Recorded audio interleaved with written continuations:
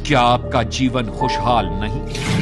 Business है कि बढ़ता नहीं? शेयर खरीदो, मुनाफा नहीं? शरीर है, तंदुरुस्त नहीं? शादीशुदा हैं लेकिन संबंध नहीं? जीवन तो है लेकिन खुशहाल नहीं?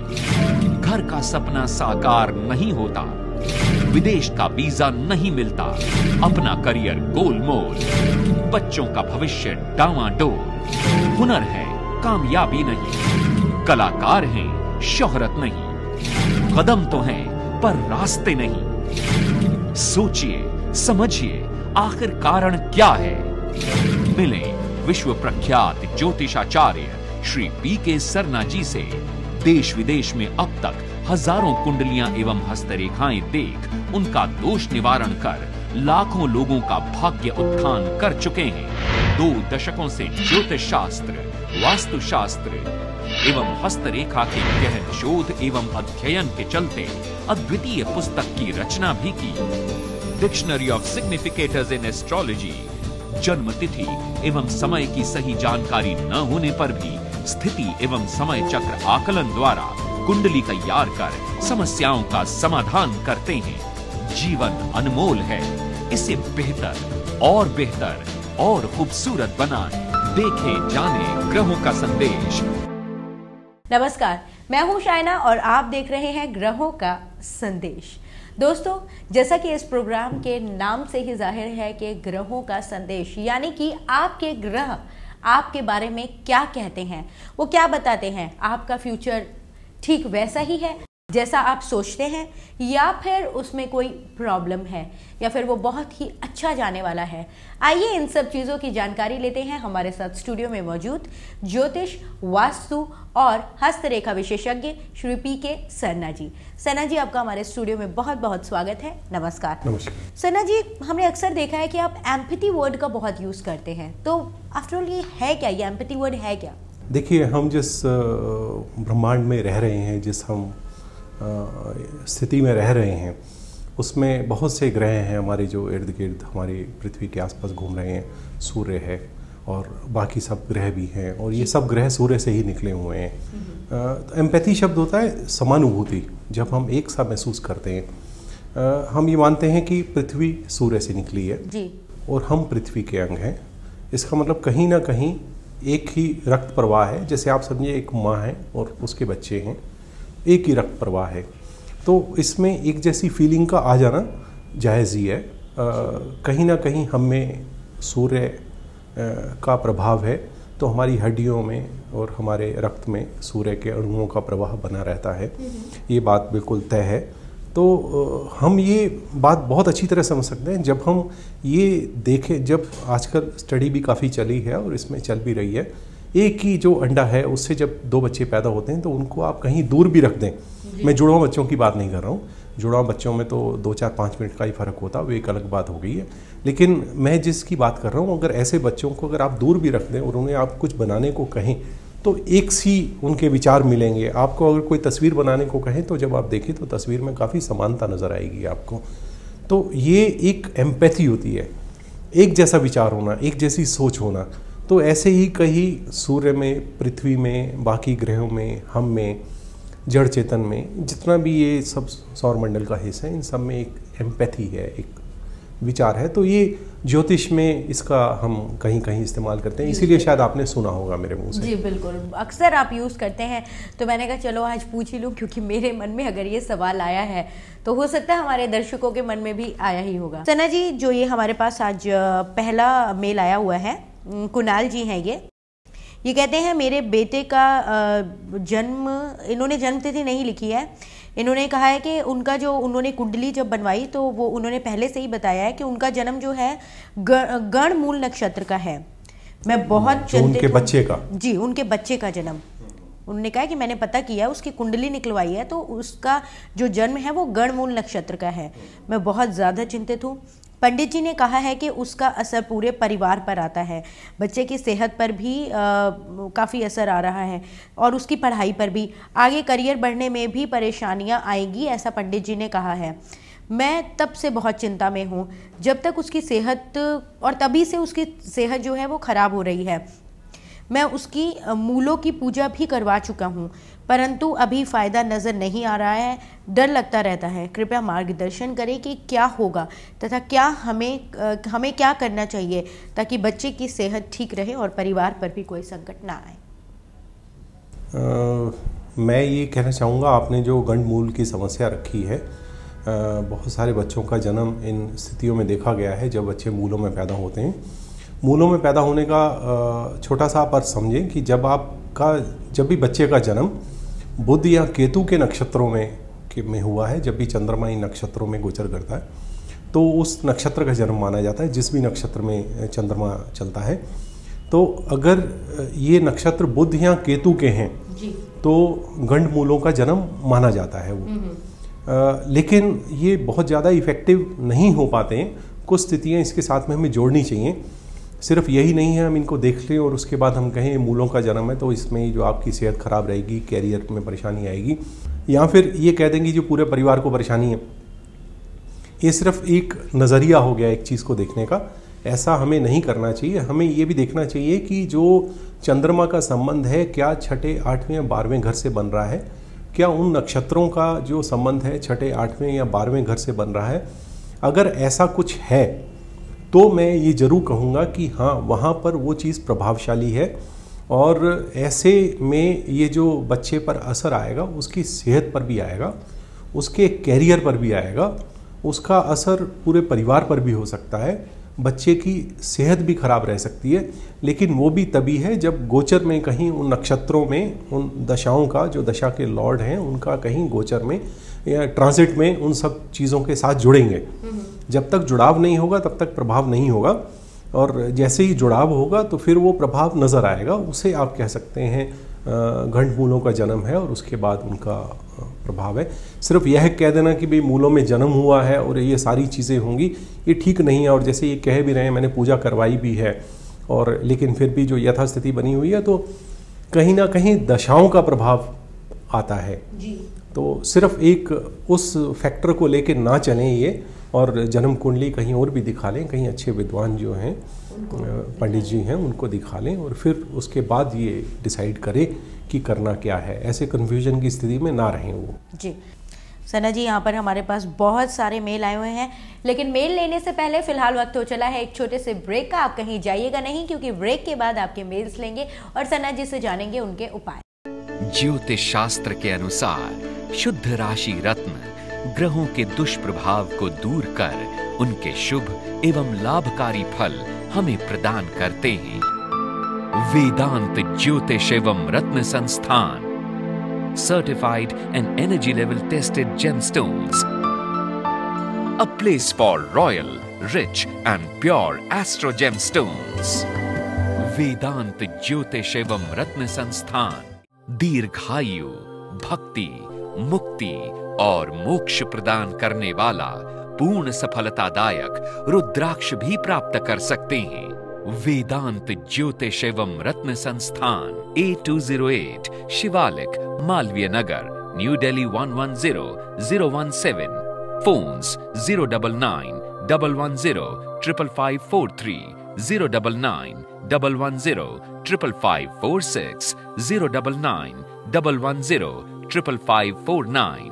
Email astrohelp@pksarna.com, website www.pksarna.com। Break के बाद ग्रहों का संदेश में एक बार फिर से आपका बहुत बहुत स्वागत है। सना जी, हमारे पास जो ये दूसरा मेल है जबलपुर से है।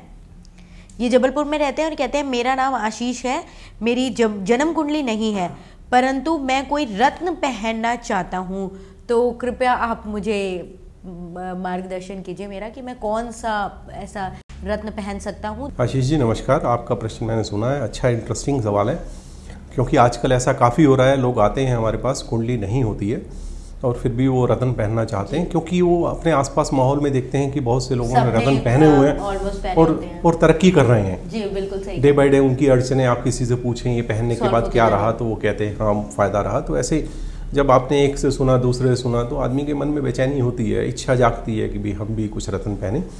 तो अगर आप रत्न पहनना ही चाहते हैं और जन्म कुंडली नहीं है तो इसके लिए एक विशेष प्रश्न कुंडली बनाई जाती है कि कौन सा रत्न आपके लिए फ़ायदेमंद रहेगा। उसमें एक सीड नंबर पूछा जाता है और उससे कुंडली तैयार की जाती है और फिर उसके बाद जो है बता दिया जाता है कि भाई आप ये रत्न पहनिए और ये रत्न ना पहनिए।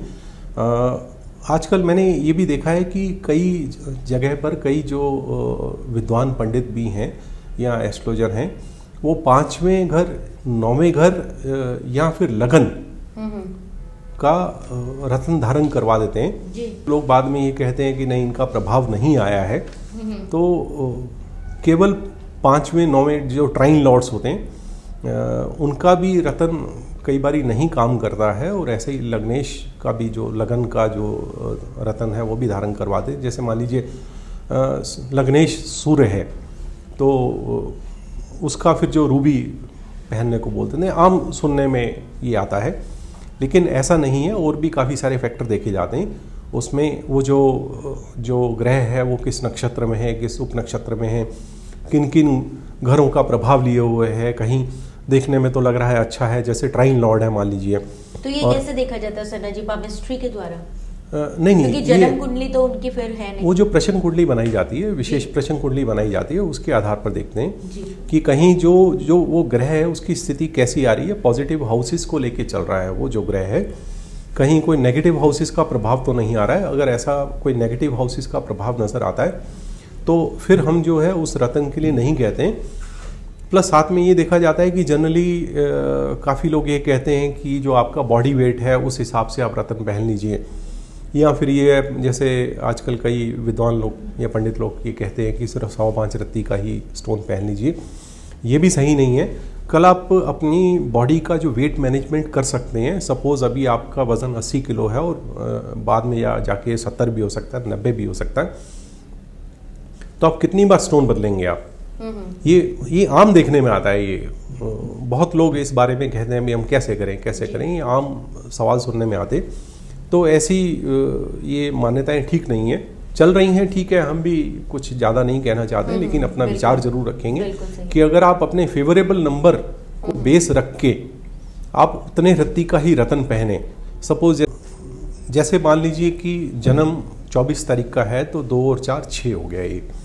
तो 6 मतलब ये जो इनका बर्थ जो फॉल होता है, फेवरेबल नंबर की जो सीक्वेंस बनती है फेवरेबल नंबर्स की 3 6 9 की आती है।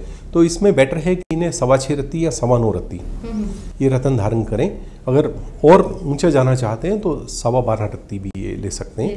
तो इनमें से एक चूज कर लें, जो ग्रॉस नंबर और जो इनिशियल नंबर है उनको मैच करते हुए जो बेस्ट सीक्वेंस निकलती है वो अपना पहन ले।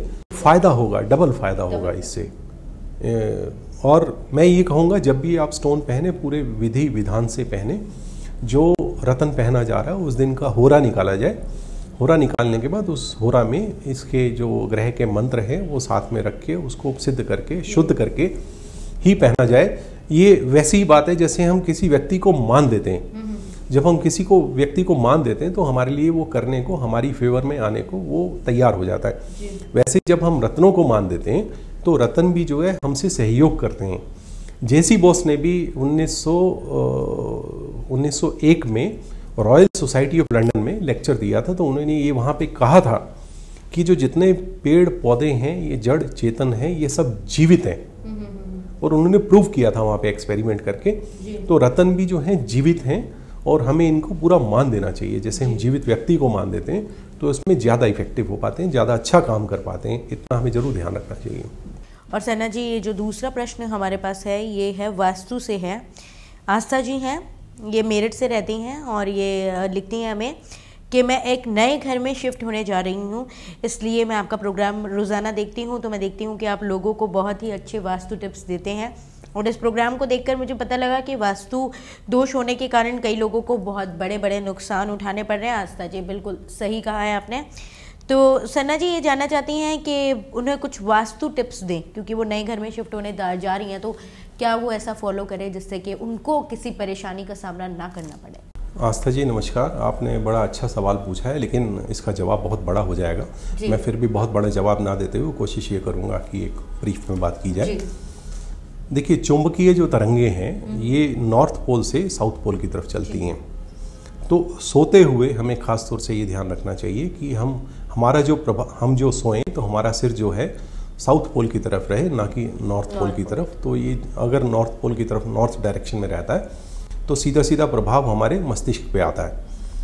जो शयन कक्ष है वो सीलन रहित होना चाहिए और स्वच्छ साफ सुथरा होना चाहिए, इतना भी ध्यान रखा जाना चाहिए।